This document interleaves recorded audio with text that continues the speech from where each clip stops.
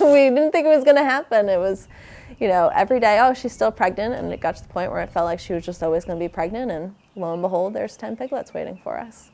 We started looking for farmland about 3 years ago. We always started with the intent of renting or leasing land, figuring it was lower risk for us.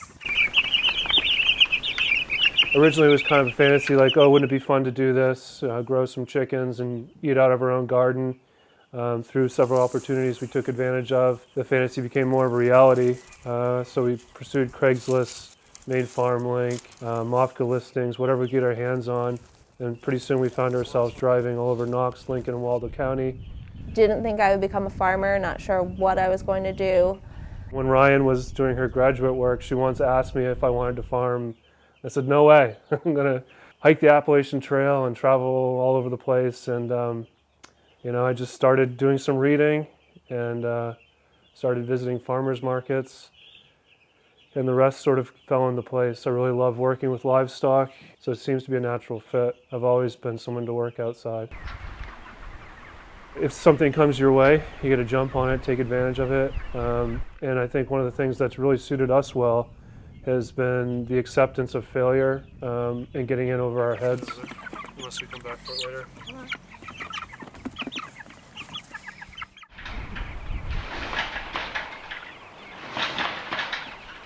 Certainly one of the advantages of leasing land is having access to more and better land than perhaps we would if we bought lands.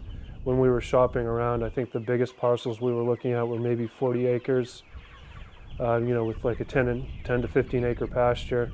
So having access to good land where we can produce livestock is huge.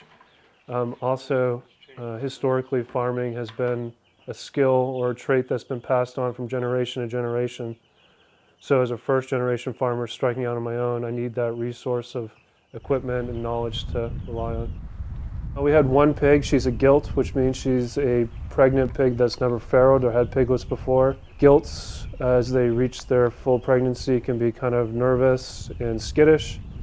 I think with a lot of people around, she sort of just went through her hog paneling and her enclosure and found some woods that were appealing to her, and so I just grabbed a bucket of grain, kind of shook it, talked to her, gave her some scratches, and sort of redirected her to where she needs to be, and she's been fine since. And she just farrowed 10 piglets, so all is forgiven.